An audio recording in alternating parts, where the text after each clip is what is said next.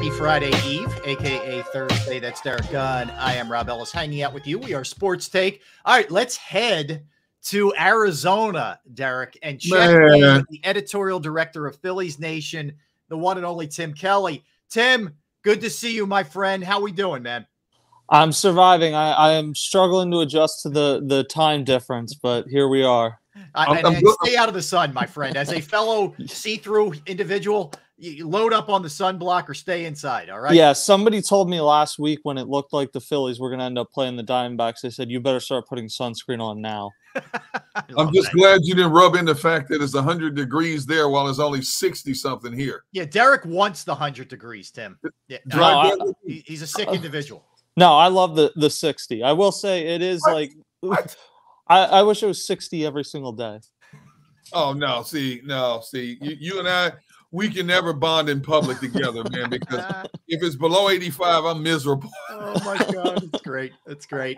Tim, first off, man, since you are there, give me the vibe of the city. Like, are they looking at this like it's over? Do they feel like, hey, Philly's got the first two at their place? Okay, we have three here. How are they viewing it, sports talk, fans, etc.? I'm not sure there is that much of a buzz, to be quite honest with you. Now, I've only been here for a day, but I haven't gotten the sense that there's a huge buzz.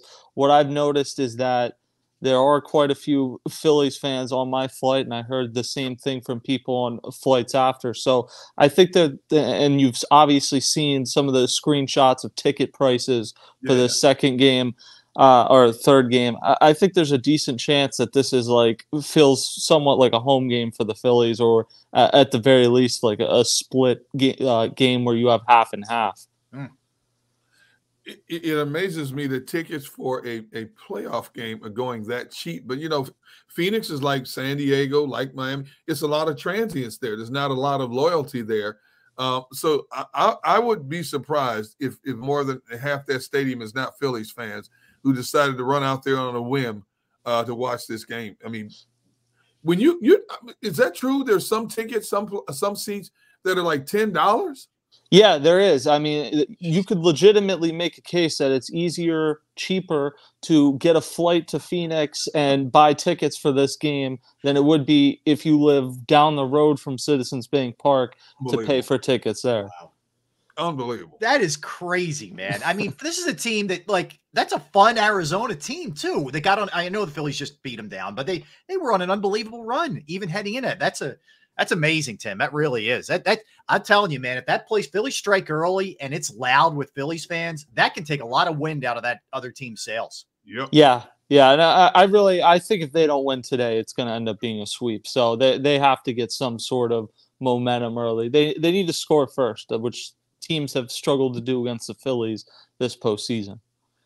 What are you sensing here from Ranger? He is such a cool customer, man. It doesn't seem like anything bothers him, but really has pitched very, very well. I mean, he was pulled early in his first outing, but that's not his fault. He looked good. What do you expect from him today, and how long will the leash be, Tim? It sounds like the leash is going to be, I don't know, quite a bit longer, but definitely longer than it has been to this point, because you've had off days after each of his first two starts. Today is potentially game one of 3 in a row, certainly game one of 2 in a row. So I think 6 innings, between 6 and 7 innings, is probably going to end up being the target today. I know you guys, when it's all said and done, you have to talk to Ranger through interpreters. What has been his take on how he's been used? Because that first game in the playoffs, he had this look of shock and bewilderment on his face that he was pulled so quickly. He seemed to accept it a little bit better second time. But what has been, from your perspective, his take on how he's been utilized in the playoffs? I definitely think that there was some he was caught off guard to a degree in that start in Atlanta. I think ultimately, though, they won the game and they won the series. And when there's a champagne celebration once a week, it becomes a lot easier to get used to the idea of, at least in the playoffs, having to come out earlier. So, yeah, I mean, I certainly think all pitchers would rather just go 7 innings or whatever the case may be. But at this time of the year, I think it becomes easier to adjust your expectations when you're winning. Okay. Tim, put in perspective a little bit, and we can attack both sides of this thing with the pitching and the hitting, but just generally, what this Phillies team is doing. I mean, if you walk through it, they beat a Marlins team that's always been a thorn in their side. They knocked off an Atlanta team that just put up numbers that were out of this world in the regular season. And then, an Arizona team that had swept through everybody they faced. I mean, how amazing is it what we've seen thus far? The way that I put it, I mean, the lineup, obviously it speaks for itself. What amazes me the most is that what you've gotten out of both Aaron Nola and Zach Wheeler. The way I look at it is, it's, at least to this point, like you have two versions of Cole Hamels in 2008, the way that those two guys are pitching right now. And obviously the bullpen's largely done well too. But when you have those two at the top of the rotation, Ranger Suarez number 3, and you're hitting 4 home runs a game, that's a pretty good recipe. Is this the loosest Phillies team? Now compare this team to last year. Is this team even looser than last year's team? I think that there is, just because you've been at this point in the season before. And yeah, I would say it maybe is a little bit more, but I think last year was pretty loose too. But having the experience, multiple guys have talked about how that does matter. Now that they've experienced what it's like to be there for the first time and the second time, you see them facing a team in the Diamondbacks that hasn't been there before. I think they definitely feel like that is an advantage. And yeah, they're playing. I think this is a team that expects to win the World Series, but they're not playing tight whatsoever. The other thing, Tim, I just think they're so improved on so many levels from last year. They're way better defensively. They're more athletic.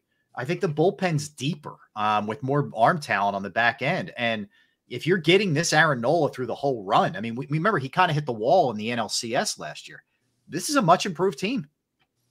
Yeah, I absolutely think it is. And obviously the addition of Trey Turner compared to last year speaks for itself. But the thing that really stands out to me, I thought in like when you started to look at some of the playoff matchups in May and June, I thought, wow, the Diamondbacks would be a really bad matchup because that outfield is gigantic and the Phillies don't have the guys to patrol it. But Johan Rojas comes up and you go from him in center field, or you end up with him in center field and then Brandon Marsh in left field, pushing Kyle Schwarber out of playing in the outfield. I think you've gone from that being a negative to Nick Castellanos is still not a great fielder, but you're in significantly better position to field in a giant outfield like this where teams can wear out the gaps than you were when the Phillies came here earlier this season. Can you expound on the way Alex Bohm has been locking it down at third base? Man, his glove has been straight money in the playoffs. Yeah, it hasn't. It really was last year. I mean, he's still not someone that grades out great defensively, but he's making the plays that he's supposed to make, and he's made quite a few nice plays, including the double play to end the game in Game 1. He is drastically improved. I don't think he's a Gold Glove third baseman by any means, but he's someone that largely, outside of maybe that one play in Milwaukee this year, when the ball's hit to him, he's going to make the play that he should make. You're not worried about him throwing the ball away, and he is generally a good athlete. So he's somebody that's worked very hard to get to this point. I don't think there's any question about that. Tim, I will go back to Castellanos for a minute at the plate this time. Did you see this coming? I'll be honest with you. I was really concerned with the way last year went, and I'm thinking, can they get out of this deal? Can they unload him, et cetera? But he's really turned this thing around. Did you see it coming? I thought he would bounce back, and he did for the first half of the season, but I certainly was concerned after the All-Star break with how much he struggled. I think at this point it's hard to argue the fact that he seems to be much more locked in when his son is present at the games. I mean, will he be there today, by the way? Do you know? I do not know that. But it just, for whatever reason, I guess when you're on the road and your kid's not there, it's a little less surprising. When you're at home and he's not there, I imagine that is difficult. So he's somebody that maybe sometimes with the media isn't always eager to talk, but he's clearly a very good father and cares about his son quite a bit, both of his sons. So when they're present, he seems to be even more present. And I think that has been an underrated factor, and maybe the Phillies need to find a way. I know it's a school year, but to make sure the rest of this playoff run, Liam is sitting in that spot right by the dugout. Right. Well said. Oh, I think the school would forgive him. Yeah, I think he could do some hybrid work from home. Yeah. Yes. Yeah. Well, I think he goes to school in Miami, so I don't know. Maybe they won't forget. Yeah, I think they'll let him slide for a few weeks. Maybe, yeah. It's not like he could say I was homesick. He was kind of on TV, so if you're trying to get away with that one, maybe don't go that route. Yeah. Yeah. So Tim, I love asking writers this before big games. So I have to ask you this: what is your pregame storyline? What's your angle leading into Game 3 tonight? I think the angle is just, does this travel? Does the insane momentum that the Phillies have had over the last 2 days, does it travel where you don't have Citizens Bank Park coming with you, even if you expect a decent amount of Phillies fans are going to be there? And it's interesting to know, in case there's a gap between the NLCS and the World Series, can you keep this up? Do off days kind of slow your momentum, or can you just continue to show up for 10 more days and hit three or four home runs a game, pitch incredibly? I think that really is the storyline at this point, because the way things are going, the Phillies clearly look like the favorites to win the World Series. Tim, there's inherent risk anytime you give a guy 13 years or 10 years or some of these crazy lengthy deals that the Phillies handed out, right? But the amazing thing is, certainly I know Turner, it's just been the most amazing turnaround story you've ever seen. But with Harper, he's actually outplayed his deal.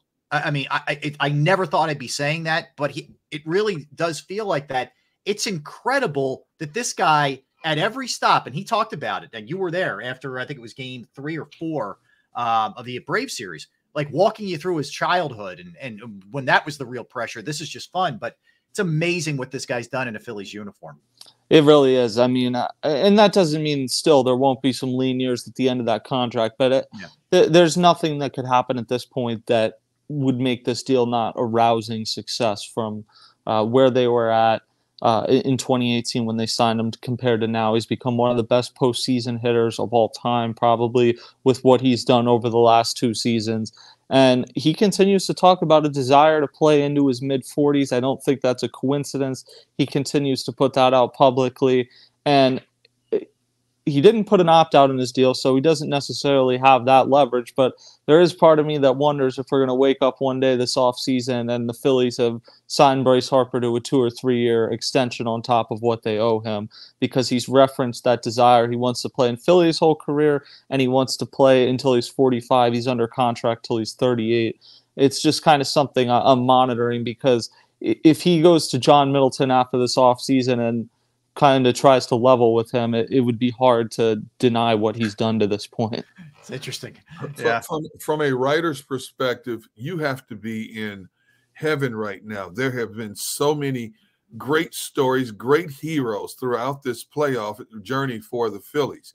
But I would say Aaron Nola's turnaround has to be near the top of that pecking order. When you look at how he struggled through the regular season, all of a sudden he gets to late in the season and into the postseason, and he's pitching like that lockdown Aaron Nola we expected all year long. Yeah, no, you're absolutely right about that. You have Sir Anthony Dominguez has kind of rediscovered himself in the playoffs. Yep. And you're right. From a narrative sense, this playoff so far has been incredible. You had the Arceus story, and then Bryce Harper immediately responds with 2 home runs. Maybe the Merrill Kelly story was people reaching for a storyline a little bit.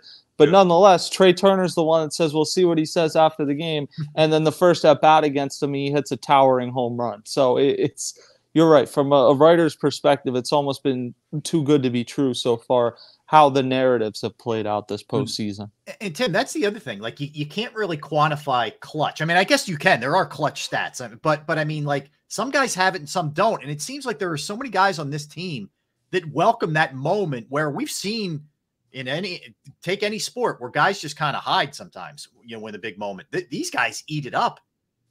Yeah, I mean, at this point with Bryce Harper, there's no question Bryce Harper's clutch. Trey Turner, at least at the plate, seems to be. And you have a lot of guys that are battle-tested, have been here before, and they just don't seem tight when these big moments come up. And then it helps that, like, Nick Castellanos has gotten hot. He struggled in the playoffs last year. He's on a tear right now. Kyle Schwarber has gotten hot, but he's always someone that kind of, whenever the Phillies are at a crossroads, he seems to lead the game off with a home run.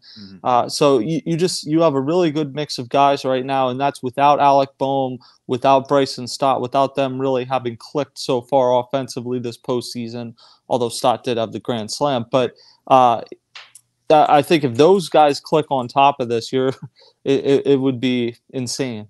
I just act real quick, Derek. I think Boehm's fine. Like, he hit a lot of balls hard. He's been a little unlucky. I think he'll be fine in this the rest of the way here. I do. Yeah, I think you're probably right. He had the ball into the gap in the last game. The ball he hit in the first inning was nearly a home run. It went to the warning track. The only thing I worry about with him is he's tougher on himself. Right. He wears his emotions on his sleeve probably more than any player I've seen. And it's maybe not to the level it was when he first came up, but I can tell it wears on him when he's struggling. So, I think it was very good. It was a positive development for him to have hit that ball into the gap late in the game. And the fact that he hasn't allowed it to carry over into the field would also be a good note. I think the big money players on this team have been so productive. It has taken so much pressure and burden off of the lesser knowns, like the Caves, the Stotts, the Marshes, even, from a hitting perspective and from a fielding perspective and pitching perspective. I mean, Rob Thompson has no problem throwing Kirkering in there at any given moment, And because of the way this team dominates, even if these pitchers get roughed up a little bit, they know the power bats are coming. It's just a matter of time. And I think the nucleus has complemented each other so well. The fluidity on this team is ridiculous. Yeah, and I would say the best example of that is Johan Rojas has like 2 hits this postseason, and nobody's talking about that. Right. But if you didn't have him in the lineup hitting 9th, who knows? Maybe the Braves win that game 4, because I don't know that anybody else is catching that ball Ronald Acuna hit. So the fact that you've been able to kind of take his lumps offensively to keep his glove in, and then that allows you to play Marsh in left field. You're right. Like having your big money guys perform like big money guys. This is what you paid for, and this is what you're getting in the biggest moments. Tim, how about the job that Dave Dombrowski's done? I mean, really just kind of settling things down, it felt like, after Klentak and McPhail, and not only bringing in and even little moves like Pache right before the season, et cetera, but finding the right guys too. Like I know people think this is overrated sometimes, but it doesn't seem like there's a lot of jerks on this team. It seems like it's a lot of guys who just get it, and I think that's a big quality. Is that something he's expanded on, or when you guys have talked to him at all? I think it's hard to say that hasn't been a focus of his. Kyle Schwarber is, Rob Thompson, I think, called him the best clubhouse guy he's ever been around. Even some of the guys that you don't necessarily hear from all the time, Garrett Stubbs, Jake Cave, like these are good guys that are quality presences in the clubhouse. And I think one of the other realities on this team is that it seems to be universal. There's not sections in the clubhouse based off of what positions you play, whether you speak, whether your first language is English or Spanish. Everybody seems to kind of be on the same page and really like each other, and that is not always the case. But I think on this team that has been a very real factor. You see it in the post-game celebrations after they win something, but it seems to be something that carries on throughout the season, that this is a team that really enjoys playing with each other. And you have the right mix of veteran guys that have been there, and then you bring up a guy like Johan Rojas in the middle of the season that has like a childlike joy about playing baseball. It injects energy when you need it in the grind of an 162-game season. Have you ever covered another baseball manager, whether it's the Phillies or another team you may have watched closely, where every move that the manager makes, in this case Rob Thompson, has been flawless? Every manager has a hiccup here and there. Not this guy. Yeah, I mean, in terms of just years I've been covering the team, there's not that much. It's Girardi and Thompson. But I would say what Charlie Manuel did in 2008, where you call on Matt Stairs at the exact right time, you decide to use Jeff Jenkins at the exact right time in the World Series. I think that was a master class, and to a degree, I think you just have to get lucky. But so far, so good. I would say with the Phillies, without pitchers hitting and haven't used pinch hitters, there's a little less room for the manager to have to do those things. But I think just in terms of managing a veteran clubhouse and getting the most out of guys, Rob Thompson has absolutely proven to be the right guy for this team. Tim, what's your sense here from a bullpen perspective? Is Rob going to stay with the best matchup sort of MO that he's gone with here, or will he look to settle in a little bit more into more traditional stuff, I guess, for lack of a better word, Kimbrel, Alvarado, on the back end, or is it going to be that way throughout the rest of the postseason? I think it's going to be best matchup, and he actually talked about this yesterday. He said he used to be more on the traditional viewpoint of how to use a bullpen. The thing is, it's easy to do that when you have Flash Gordon setting up for Mariano Rivera in New York. It becomes a lot more difficult to do that when you had the bullpens that the Phillies had in recent years. Now they have a bunch of options, and I think he's just realized pinning yourself into one guy's going to pitch the ninth inning is maybe not the best way to go about things. Kimbrel often will pitch the ninth inning, but sometimes it makes more sense for him to go eighth and Alvarado to go ninth. And I think when you have 3 games in 3 days potentially, some guys are going to have to pitch out of their comfort zone a little bit. Orion Kerkering might have to take down some big innings. Guys that you haven't necessarily seen this playoffs. Obviously, tomorrow they haven't announced a starter yet, but I would guess it'll be some combination of Taijuan Walker and Christopher Sanchez, which will lead to you needing to use the bullpen. Maybe they use an opener before those two.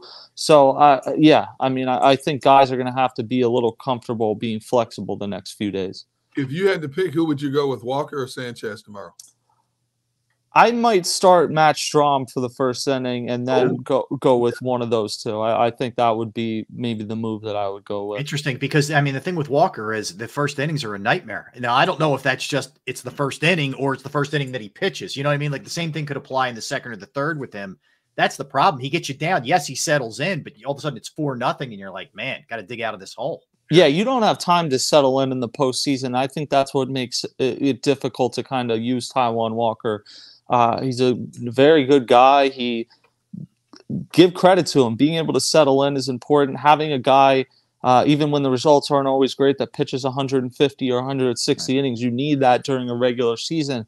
In the playoffs, having not pitched for a few weeks now, it's a big wild card. So you'd like to be up 3-0 going into tomorrow. And the same, in a lot of senses, goes for Christopher Sanchez. He hasn't pitched recently either. So you don't want to feel like you're banking on having to win tomorrow's game. Tim, last one from me. Can you give us a scouting report on the guy the Phillies are facing today, this Brandon Fault? Is that the correct pronunciation? Yeah. What I would say is the Diamondbacks, to me, are a year ahead of schedule. And there's some really good pieces like Corbin Carroll on that team. And I think this is going to be a team in a year or two that's even better. But you're starting to see the cracks in terms of the lack of depth. They don't have enough bullpen options. They don't have enough starting pitching options. And I think they were a team that's able to get through the 3-game series, the 5-game series. But when you get to the 7-game series, they just don't have enough options, especially if you don't get a 2-0 lead with Gallen and Kelly pitching, and they got the exact opposite of that. Interesting. Yeah, it's gonna be fun, man. What do you think? What do you think about today? What do you think happens? I think they'll win today. Tomorrow is going to be a little bit tougher, but if I had to guess, I think they'll finish in Arizona, whether it's in 4 or 5. Okay, so they don't come back to Philly. Okay, interesting. Tim, good stuff, man. And everybody check Tim out. Always good stuff here from Tim. He is the editorial director of Phillies Nation, so you can check him out, Phillies Nation, as well as at Tim Kelly Sports on Twitter/X. Tim, good stuff, man. Appreciate you. Thanks, guys. All right, take care. That is Tim Kelly, Phillies Nation. Interesting information there, Gunner. It sounds like he feels pretty confident today in Ranger. This guy they're going against, Brandon Fault, 5.72 ERA, 96 innings pitched, 6 runs or more in 5 of his 18 starts. So he seems like a hittable guy, right? He seems like somebody they should be able to do some damage off, especially as hot as they are. Can you imagine his heart is going to be up in his throat? Yeah. When he steps to the hill this afternoon, his team is down 0-2, and he's facing this 1 through 9 lineup, not 1 through 4, not 1 through 6, this 1 through 9 lineup. Can you imagine that? And I always talk about how you hear me talk about a lot this summer and into the fall about how this Phillies lineup puts so much stress on a pitcher. He has to be fine with his pitches. Most pitchers try to tiptoe around the first 4 hitters and feel they can sneak certain things past pitchers Right. batters beyond that. Not with this lineup. Anybody in this lineup can jump on a mistake you make. And so that compounds the emotional level and the mental aspect of his game as he takes the hill. I'm sure he's talked to the previous 2 starters for Arizona.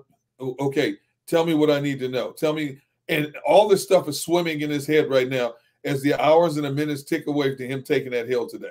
Yeah, no doubt. All right, let's get a timeout. Let's come back and let's set our sights on the Birds, Derek. We'll go a little bit further with some of the injury issues, the bounce back ability that the Eagles have had, especially with Jalen Hurts playing quarterback, and how this is a defense from Miami, which we'll get into a little bit. The numbers may not be all that great, so we'll dig into that. Maybe it's a little misleading.